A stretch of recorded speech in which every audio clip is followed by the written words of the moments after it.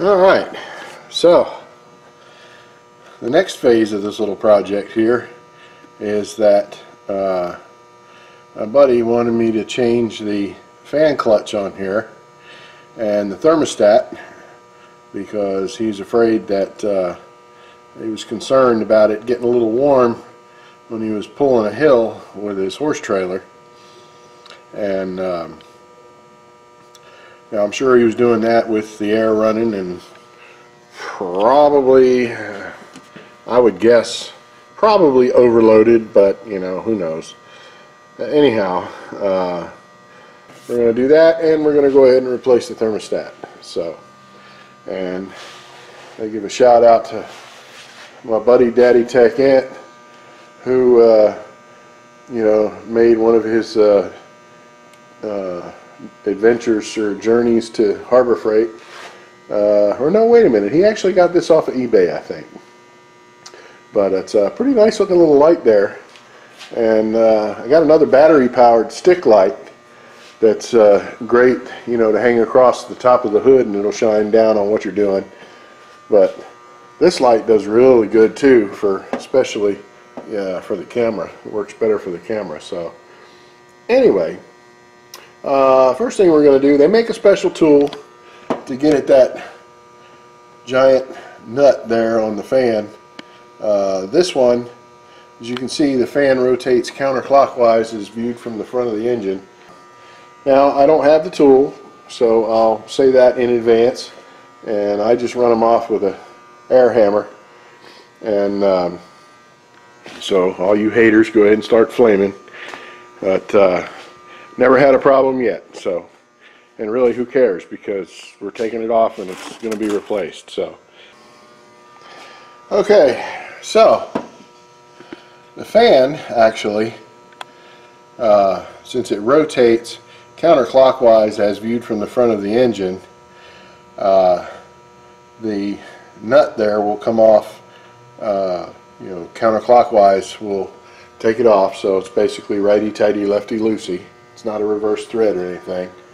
But of course I busted it loose and got it off, but you're not going to be able to get it out of there until you take the coolant reservoir and the fan shroud. All that is going to have to come out. Well, the fan shroud and the fan will come out together. So we're going to have to take all that off. So we'll start by getting those two bolts out there, which I've already done, and then that one, and that'll free up the coolant reservoir. And of course it has a big hose hooked to it, but we'll get that out of the way and lay it off to the side, and then we can you know, unbutton the fan shroud, and then we'll take the fan and the shroud out together. So alright, okay, so when you got the reservoir out of the way, then you got your two bolts that hold the top of the fan shroud in. You got one here,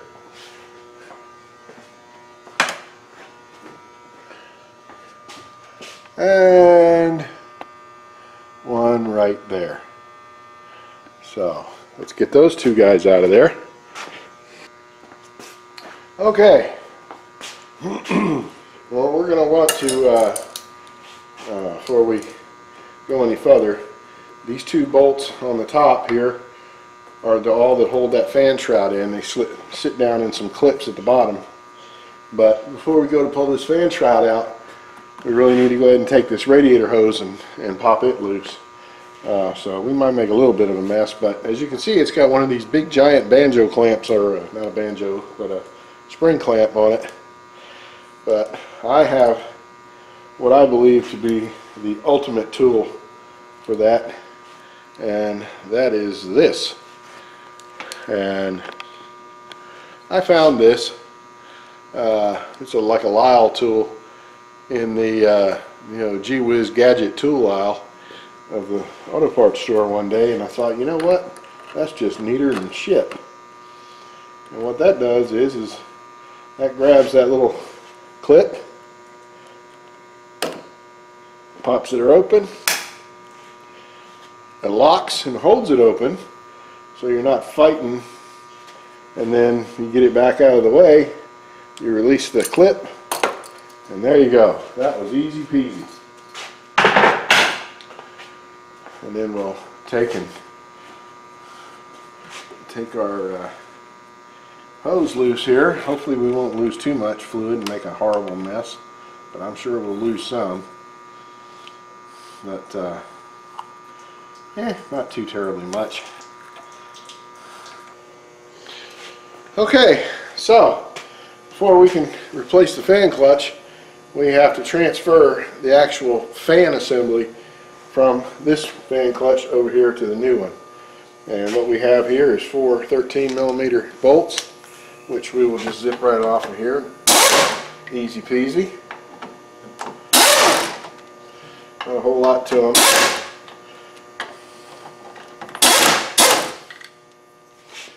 Then take and transfer them over to the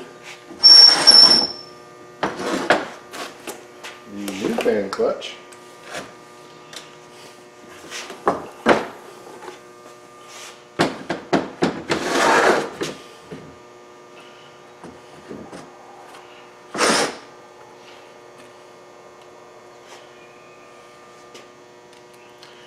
And we'll of course hand start our bolts in here.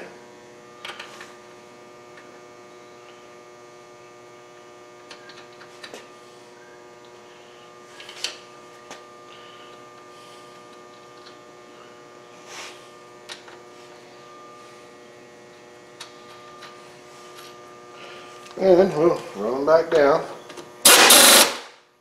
Crisscross pattern, always.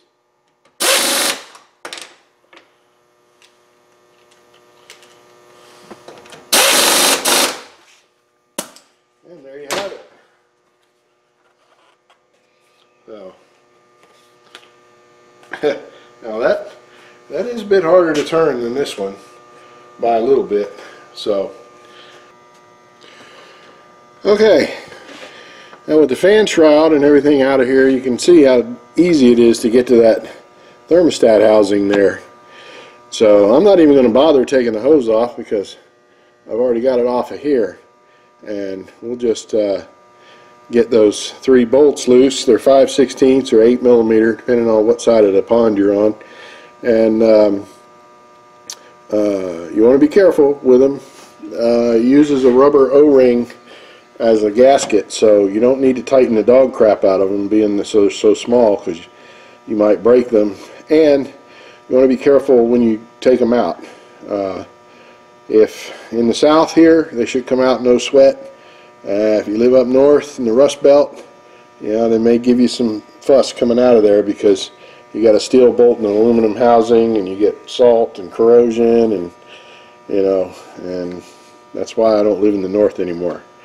So anyway, let's get that out of there and get that thermostat out.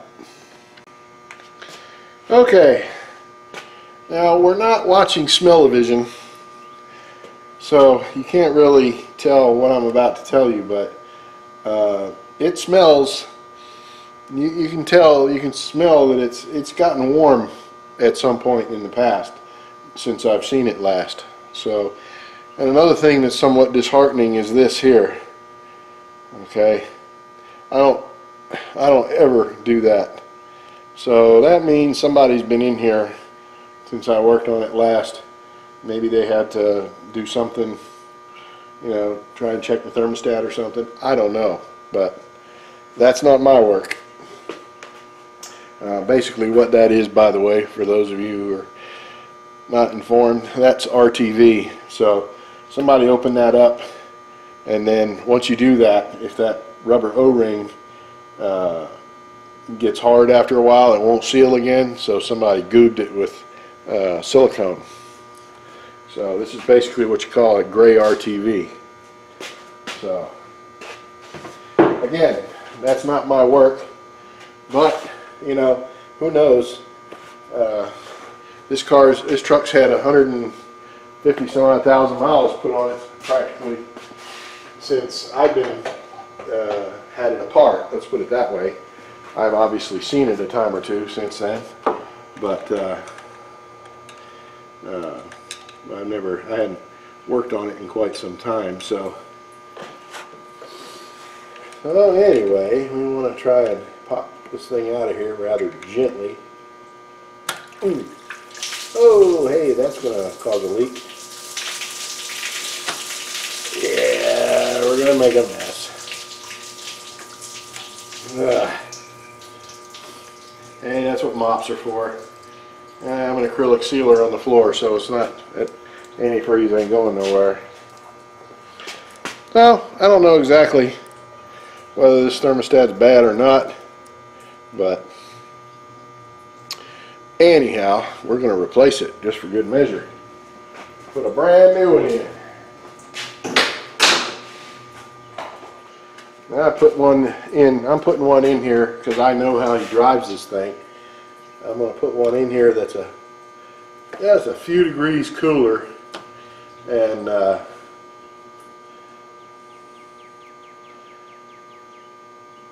maybe give him a little benefit of the doubt here when he's driving this thing down the road with a fully loaded horse trailer on there with 5 Frisians in the back or something.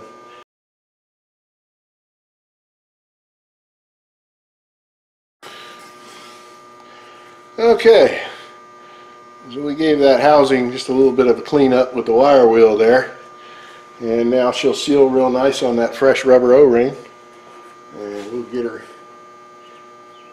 back in here. Alright, now she's back in there as good as gold. Now we'll put our fan clutch and our fan shroud back in. Okay, so now we've dropped the fan and the shroud in together, and you kind of have to hold it precariously and get that fan started, that big nut started on the front of that water pump. But that's all your pain, really. Once you get it started, get a half a thread or a thread on there, she'll spin right on like this, and then I just give it a quick blast with the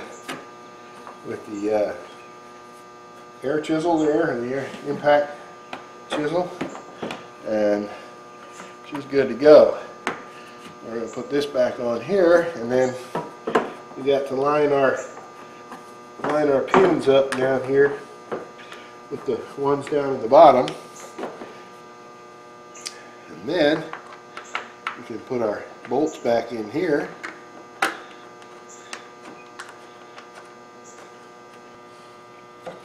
And there we go. And I know a lot of people sit there and say, you know, oh, I don't like them brazen Stratton Tecumseh clamps and blah, blah, blah, blah. But most engineers, I have seen a few dumb ones, are a lot smarter than people give them credit for. And this is actually a very good thing. And they're very simple, they're very easy, and in proper circumstances, they will always function. So, yeah, you know, the worm drive clamp, you run the risk of tightening it too much and breaking that plastic housing on the radiator. So, you know, there's just all different kinds of, you know, things that can happen. This is good enough to where it's got big enough ears on it, and it's not so springy that you can do it by hand.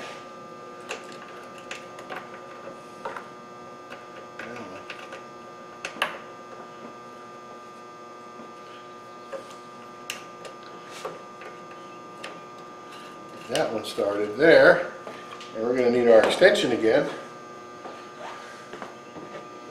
And we'll bolt this other thing down in here, these other 2 bolts, and we'll be good to go. Alrighty then. She is all set to go, so we're going to take our light out of here, and we're going to top off our antifreeze and start her up and let her bleed out. And that, my friends, will be the end of that work on this truck. And once we get that sorted, then what we'll do is we'll go ahead and have a good once over and check up on everything like the steering and all that, and I got to clean out his K&N filter and stuff, just a little nitnoid thing. So alrighty, now I'm going to say it's about time for some